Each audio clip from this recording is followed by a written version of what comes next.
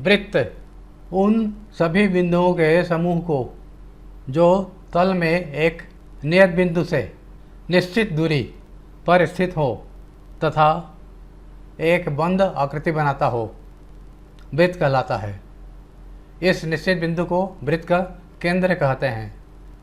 इसका परिभाषा इस प्रकार भी कह सकते हैं, किसी तल पर एक निश्चित बिंदु से समान दूरी बनाए रखते हुए किसी बिंदु के बिंदु पथ को वृत्त कहते हैं।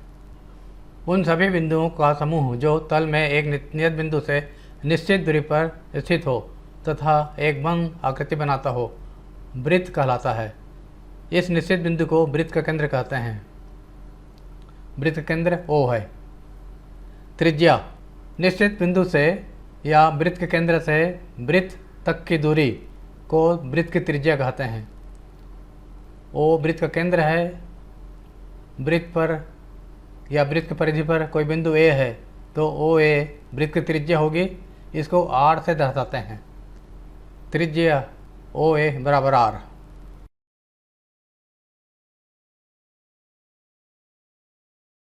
जीवा वृत्त के परिधि पर कोई भी दो बिंदुओं को मिलाने वाले रेखाखंड को वृत्त की जीवा कहते हैं। वृत्त पर कोई दो बिंदु A B है, इसको मिलाने वाली रेखाखंड AB जीवा कहलाएगी। जीवा का दूसरा परिभाषा कह सकते हैं, वह रेखाखंड जिसके दोनों अंत बिंदु वृत्त पर हों, जीवा कहलाता है। वृत्त के परिधि पर कोई भी दो बिंदुओं को मिलाने वाले रेखाखंड को वृत्त की जीवा कहते हैं। दूसरा परिभाषा बताया मैं, वह रेखाखंड जिसके दोनों सिरे या दोनों अंत बिंदु वृत्त पर हों, वृत्त का जीवा कहलाता है। जीवा का दूसरा परिभाषा है, वह रेखाखंड जिसके दोनों अंत बिंदु वृत्त के परिधि पर स्थित हों, वृत्त की जीवा कहलाता है। रेखाखंड AB बराबर जीवा। व्यास वृत्त के केंद्र से होकर जाने वाले जीवा को वृत्त का व्यास कहते हैं। केंद्र से होकर जाने वाले जीवा अनगिनत है, अतः वृत्त के व्यास भी अनगिनत होंगे। इसका दूसरा परिभाषा व्यास का, वृत्त के सबसे बड़े जीवा को व्यास कहते हैं। पहला परिभाषा है, वृत्त के केंद्र से होकर जाने वाले जीवा को वृत्त का व्यास कहते हैं। CD ऐसा जीवा है जो वृत्त के केंद्र O से होकर जाती है, तो CD व्यास होगी। व्यास का पहला परिभाषा, वृत्त के केंद्र से होकर जाने वाला जीवा वृत्त का व्यास कहलाता है। दूसरा परिभाषा, वृत्त के सबसे बड़े जीवा को व्यास कहते हैं। सबसे बड़े जीवा को व्यास कहते हैं। व्यास इस आकृति में CD है। चाप वृत्त के परिधि का एक भाग वृत्त का चाप कहलाता है। वृत्त की परिधि पर दो बिंदु हैं A और B। AB छोटा भाग है जिसको लघु चाप कहेंगे, और इधर से ACB ये बड़ा भाग है, इसको दीर्घ चाप कहते हैं।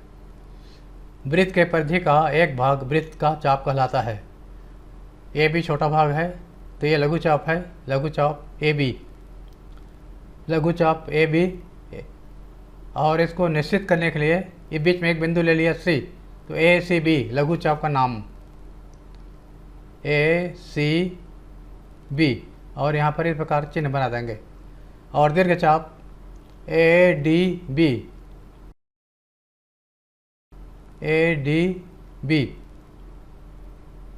ये दीर्घ चाप है। दोनों चापों के लंबाई का योग वृत्त के परिधि के बराबर होगा। परिधि वृत्त के अनुदिश एक बार चलने में तय की गई दूरी को उसका परिमाप कहते हैं, जिसे परिधि भी कहा जाता है। दूसरा परिभाषा, किसी वृत्त के लघु चाप और दीर्घ चाप के योगफल को वृत्त का परिधि कहते हैं। वृत्त के अनुदिश एक बार चलने में तय की गई दूरी उसका परिमाप होता है, जिसे परिधि कहा जाता है।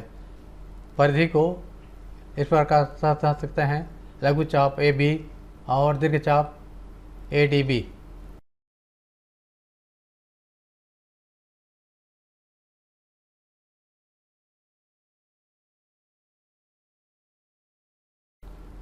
वृत्तखंड ये जीवा है। जीवा तथा चाप के मध्य क्षेत्र को वृत्तखंड कहते हैं। जीवा तथा चाप के मध्य क्षेत्र को वृत्तखंड कहते हैं। ये जीवा है, ए बी, और ए सी बी चाप है। इसके बीच के क्षेत्र को वृत्तखंड कहते हैं। दो वृत्तखंड होते हैं, एक लघु वृत्तखंड और दूसरा दीर्घ वृत्तखंड। लघु चाप और जीवा के मध्य क्षेत्र को लघु वृत्तखंड कहेंगे और दीर्घ चाप ए डी बी और जीवा ए बी के बीच के क्षेत्र को दीर्घ वृत्तखंड कहते हैं। ये लघु वृत्तखंड है ये, और ये दीर्घ वृत्तखंड है। त्रिज्यखंड किसी वृत्त के केंद्र को चाप के सिरों से मिलाने वाले त्रिज्याओं और चाप के बीच के क्षेत्र, ये पूरा क्षेत्र को त्रिज्यखंड कहते हैं। किसी वृत्त के केंद्र को चाप के सिरों से मिलाने वाले त्रिज्याओं, केंद्र O है, चाप ए सी बी है, तो त्रिज्याओं और चाप के बीच के क्षेत्र को त्रिज्यखंड कहते हैं। दो त्रिज्यखंड होते हैं, एक लघु चाप और त्रिज्याओं के बीच के क्षेत्र को लघु त्रिज्यखंड कहेंगे। ये छांकित भाग लघु त्रिज्यखंड है और शेष भाग, बड़ा भाग दीर्घ चाप ए डी बी और त्रिज्या ओ ए ओ बी के बीच के क्षेत्र को दीर्घ त्रिज्यखंड कहते हैं। ये लघु त्रिज्यखंड है, ये वाला लघु त्रिज्यखंड है और ये दीर्घ त्रिज्यखंड है।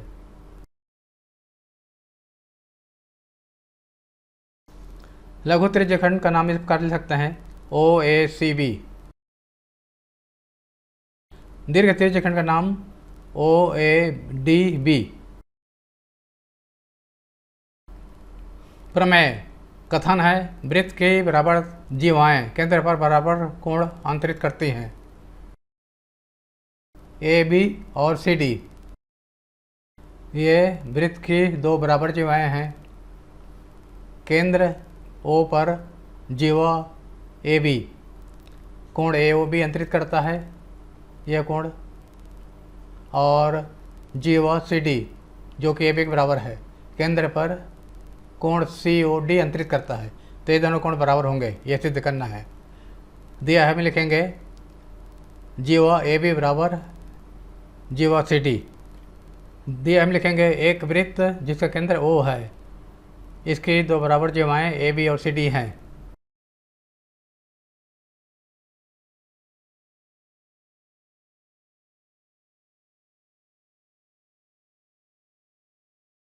जीवा ए बी बराबर जीवा सी डी सिद्ध करना है। इन दोनों जीवाओं के द्वारा केंद्र पर अंतरित कोण, कोण ए ओ बी बराबर कोण सी ओ डी। उत्पत्ति त्रिभुज ओ ए बी और त्रिभुज ओ सी डी में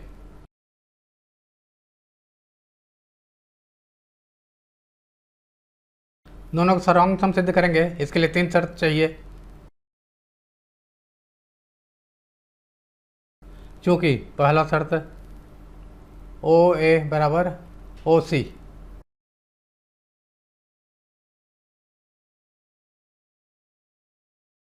एक ही वृत्त की त्रिज्या है।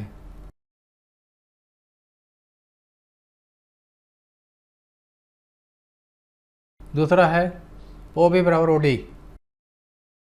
ये भी एक ही वृत्त की त्रिज्याएं हैं।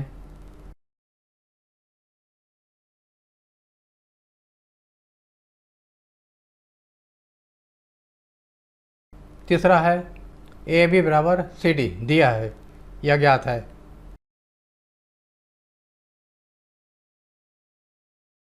दिया है भी लिख सकते हैं, ज्ञात है भी लिख सकते हैं।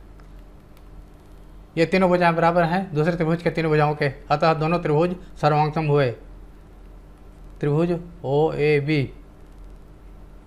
सर्वांगसम, त्रिभुज ओ सी डी तीनों भुजाएं हैं, तो भुजा भुजा भुजा या साइड साइड साइड सर्वांग समता से, इसलिए शेष संगत अवयव भी बराबर होंगे। कोण ए ओ बी बराबर कोण सी ओ डी। सर्वांग सम त्रिभुजों के संगत अवयव बराबर होते हैं।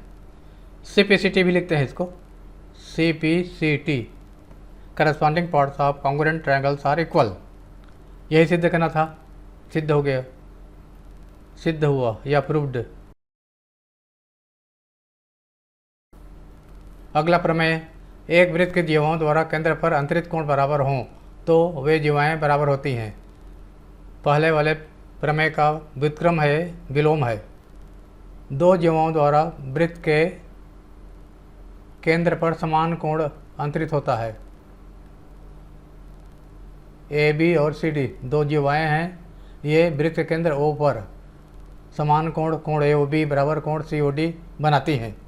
तो हमें सिद्ध करना है जीवा AB बराबर जीवा CD। दिया है या ज्ञात है, एक वृत्त जिसका केंद्र O है, जीवाओं द्वारा केंद्र पर अंतरित कोण AOB बराबर कोण COD। AOB ये वाला कोण, COD ये वाला कोण दोनों बराबर हैं। सिद्ध करना है दोनों जीवाएं बराबर होंगे, अर्थात जीवा AB बराबर CD। उपपत्ति, त्रिभुज OAB और त्रिभुज OCD में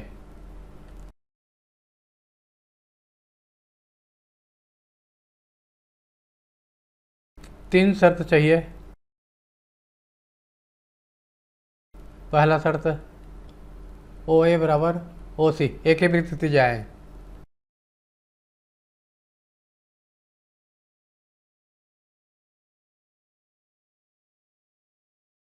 दूसरा OB बराबर OD,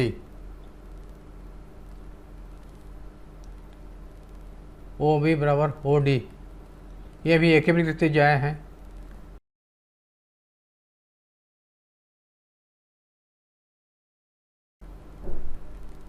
तीसरा कोण AOB बराबर कोण COD।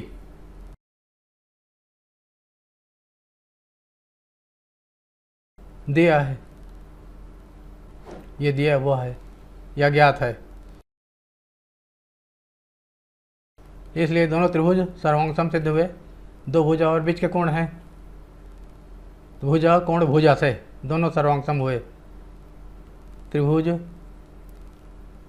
AOB सर्वांग सम त्रिभुज COD, भुजा कोण भुजा, इसको साइड एंगल साइड भी कहते हैं। इसलिए शेष संगत अंग बराबर होंगे। तो शेष संगत अंग में से अवयव में से हमें AB और CD से मतलब है, तो AB बराबर CD। सर्वांग सम त्रिभुजों के संगत अवयव बराबर होते हैं। यह सिद्ध करना था, सिद्ध हो गया, प्रूव्ड। अगला प्रमेय है, वृत्त के केंद्र से जीवा पर डाला गया लंब जीवा को समद्विभाजित करता है। वृत्त के केंद्र O है और AB जीवा है। जीवा केंद्र से जीवा पर डाला गया लंब OM है। तो हमें सिद्ध करना है कि OM AB को समद्विभाजित करता है, अर्थात M AB का मध्य बिंदु है, अर्थात AM बराबर BM। दिया है एक वृत्त जिसका केंद्र O है,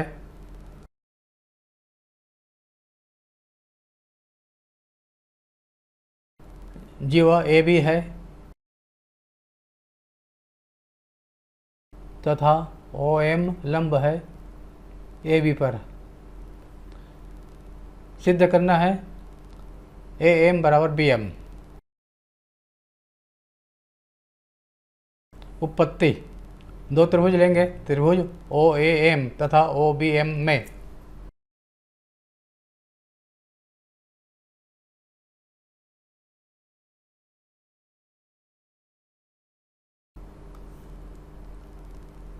पहला OA बराबर OB, एक ही वृत्त की त्रिज्याएं।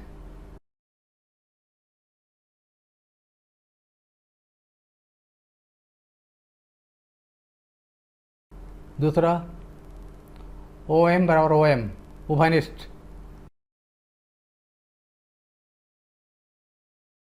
तीसरा, कोण ओ एम ए बराबर कोण ओ एम बी प्रत्येक समकोण।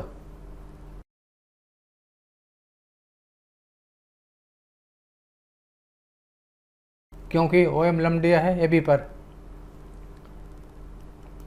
इसलिए दोनों त्रिभुज, ये भुजा कर्ण है और ये समकोण है और ये भुजा है। समकोण कर्ण भुजा RHS से त्रिभुज ओ ए एम सर्वांगसम त्रिभुज ओ बी एम समकोण कर्ण भुजा RHS से राइट हाइपोटेनस साइड, इसलिए शेष अवयव बराबर होंगे AM बराबर BM। सर्वांग सम त्रिभुजों के संगत अवयव बराबर होते हैं। सिद्ध हुआ, प्रूव्ड।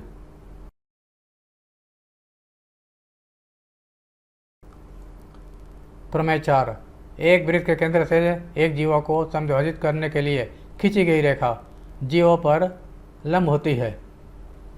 इसका विलोम है इसके पहले वाले प्रमेय का। वृत्त का केंद्र O है, जीवा AB है और केंद्र से एक ऐसी रेखा खींची गई है जो कि AB को समद्विभाजित करता है। AM बराबर BM।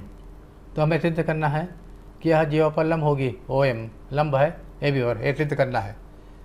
दिया है, लिखेंगे एक वृत्त जिसका केंद्र O है,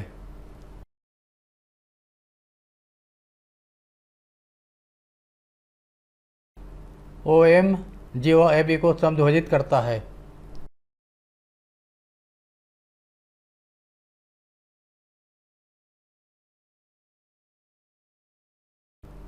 सिद्ध करना है OM लंब है AB पर। उत्पत्ति, दोनों त्रिभुज लेंगे, त्रिभुज OAM और त्रिभुज OBM, दोनों को सर्वांग सम सिद्ध करेंगे। त्रिभुज OAM तथा त्रिभुज OBM में चूंकि तीन शर्त, पहला OA बराबर OB एक ही वृत्त त्रिज्याएं,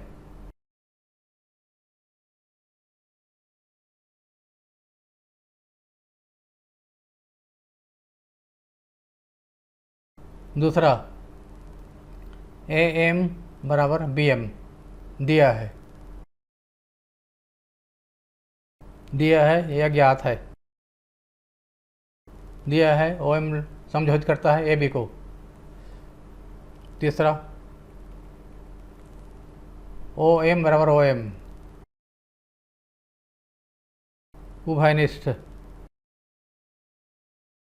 इसलिए तीनों भुजाएं हैं, एक त्रिभुज से तीन भुजाएं दूसरे त्रिभुज के तीन भुजाओं के बराबर हैं, अतः भुजा भुजा भुजा सर्वांग समता से दोनों सर्वांग सम हुए। त्रिभुज OAM सर्वांग सम त्रिभुज OBM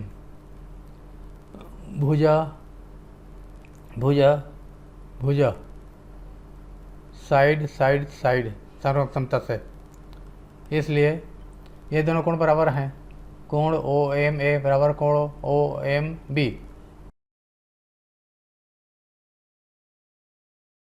सर्वांग सम त्रिभुजों के शेष संगत अवयव,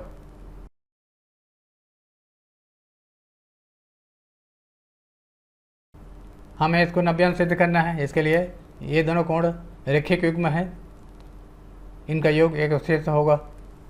कोण OMA प्लस कोण OMB बराबर 180 अंश, क्योंकि ये रैखिक युग्म है। रैखिक युग्म बोलते हैं, रेखीय युग्म भी बोलते हैं, लीनियर पेयर। अब OMB को हटा करके OMA लिख दिया क्योंकि दोनों बराबर हैं।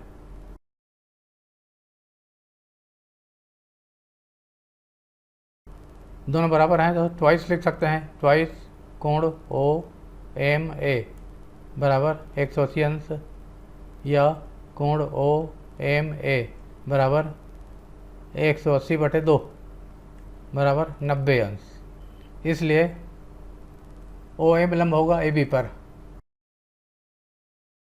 प्रूव्ड, सिद्ध हुआ।